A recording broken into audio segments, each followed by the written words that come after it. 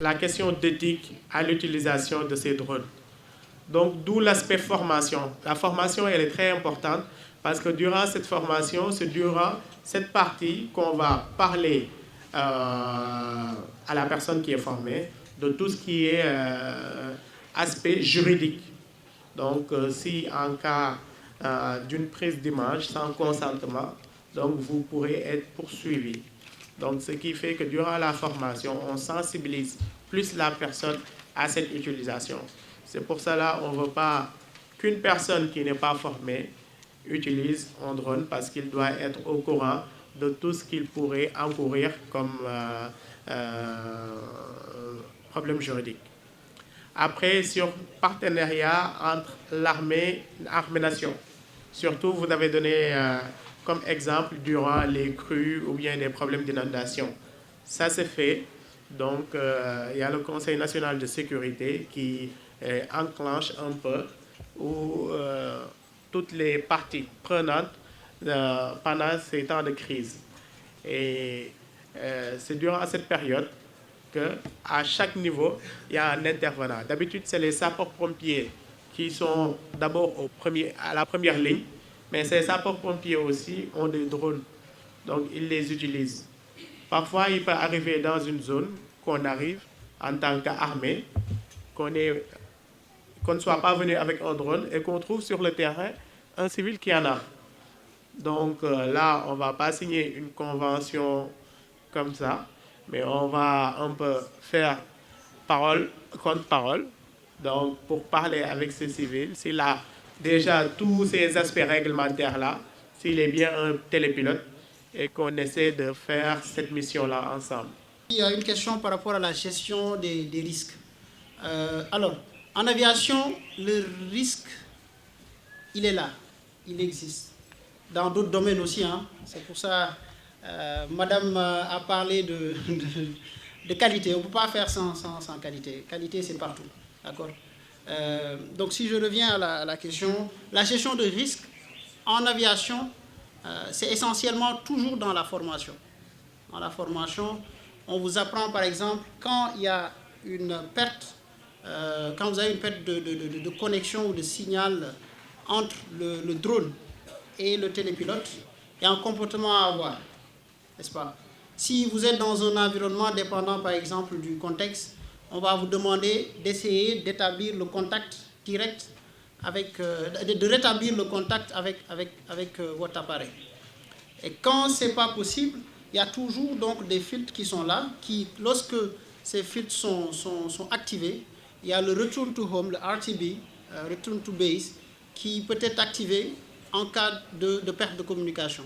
Donc le drone peut être autonome et revenir carrément à sa position initiale.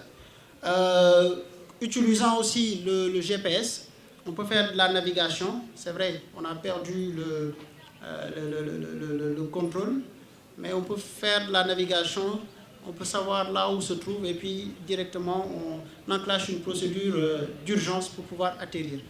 Ça, c'est en termes de formation ce qu'on appelle le fail-safe. On descend d'abord, ensuite on va chercher le drone.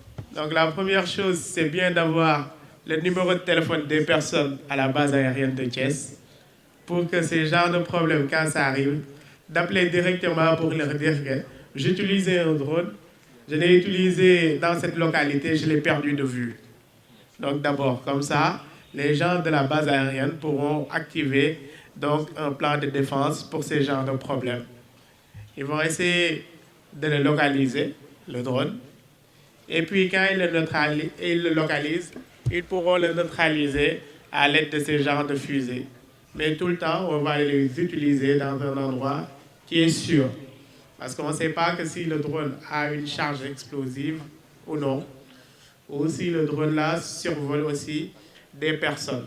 Parce qu'on peut vouloir un peu le neutraliser et que ça tombe directement sur une personne, ce qui est assez risqué. Souvent, c'est ce genre de choses qu'on va faire.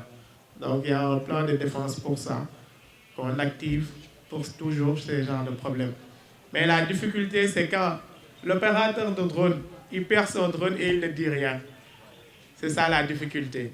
Donc, pour ces genres de problèmes, souvent, peut-être la garde peut le voir et voir un drone qui survole et appeler à l'aide d'un appareil, de la radio, pour nous le signaler, et ainsi de suite.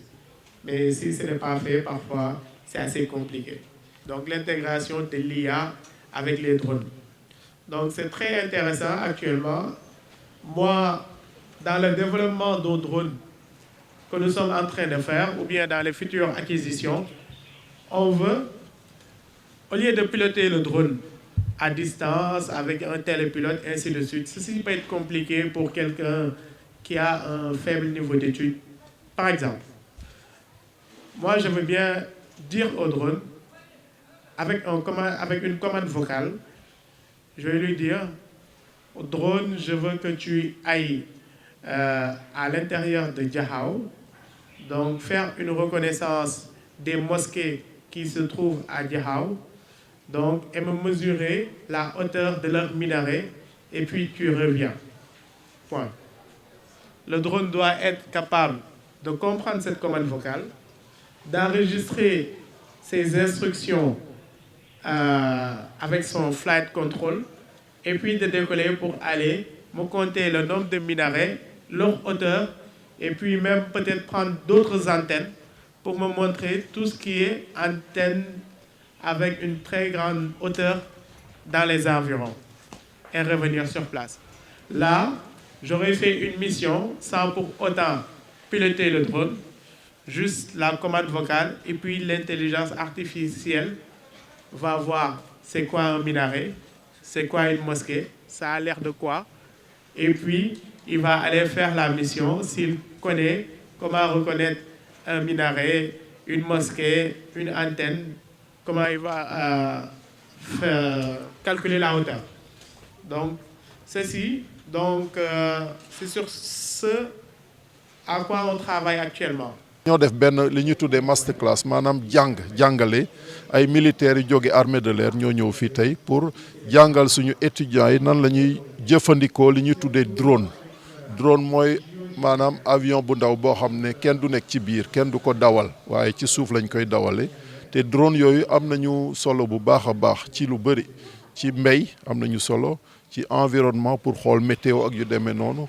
Armée bi da koy jëfandikoo itam pour guerre ak renseignement ak yu demee noonu donc dañoo bëggoon woo militaires yooyu pour ñu jàngal suñu xale yi suñu étudiants yi ni ñuy utiliser drone yooyu. Parce que étudiants yi dëgg la li ñuy jàng fii drone bokku ci waaye dina leen mën a servir dina leen mën a jëriñ suba suñu amee entreprise par exemple suñuy yëngu ci mbéy wala yu ci demee noonu ñu mën a xam ni ñuy utiliser drone yooyu ak nan la leen drone yooyu di mën a dimbali ngir ñu gën a yokk seen mën-mën ak seen am-am ci li ñuy liggéey. Parce que jàngat nañ si lu bëri ci concernant drone yi xam nañ tey bu ñu laajoon tey lan lañ règlement yi lan lañ ci soxla nan lañ ko war a utiliser dinañ xam ne lañ ci wax par rapport ak avant nga xamante ni dañ doon gis drone gis nit yi di ko utiliser des fois di si foowee sax mais tey jii.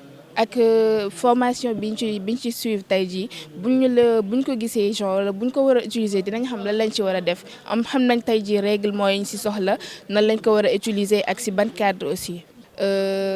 Bon nekk na loo xamante ni du ñëpp ñoo ko mën a utiliser parce que boo xamul nan nga ko war a utiliser mën nga si gaañ ñeneen genre. mën nga jël vie privée wu jàmbur sans pour autant nga tey ko wala dara léegi boo suivre formation bi di nga xam nan nga ko war a utiliser sans pour autant nga gaañ kenn c'est juste ça. waaw bon xamoon nañ ni que am na importance wante xamuñoon exactement ban cadre wala yan règle ñoo ci lay àndal.